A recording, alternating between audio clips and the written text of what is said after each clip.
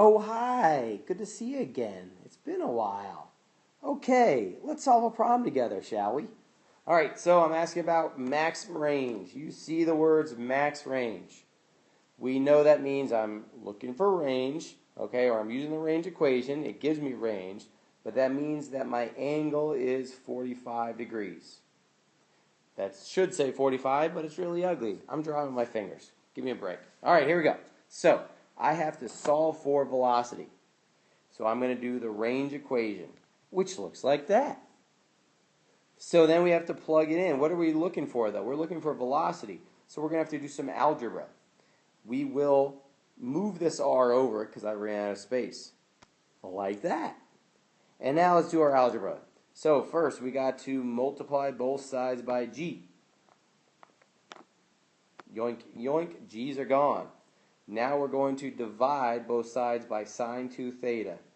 Okay, boys and girls, listen to me closely. If we are not breaking anything or getting anything inside, we don't have to break it apart. So we're just going to take the whole thing and divide out. So sine 2 theta, the whole thing is coming over.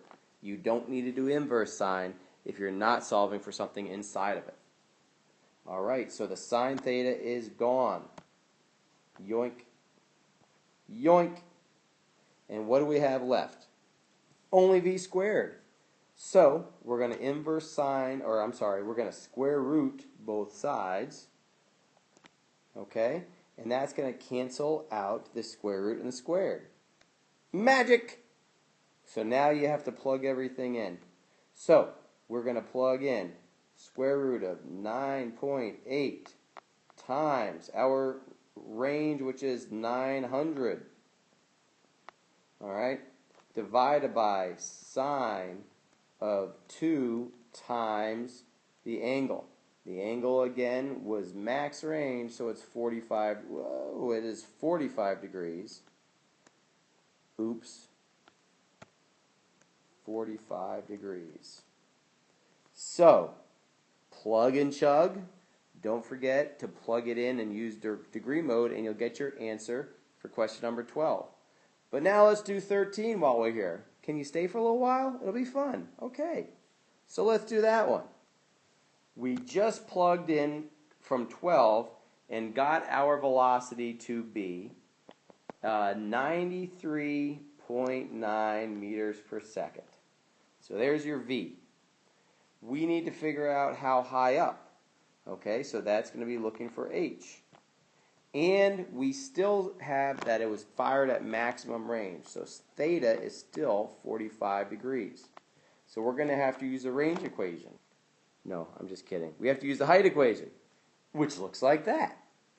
Now, I said it before, I showed before the sine squared, but realize that that's not really what sine squared is going to look like in your calculator. When you plug in your calculator, it's really going to be that you take sine of the angle and square it like that.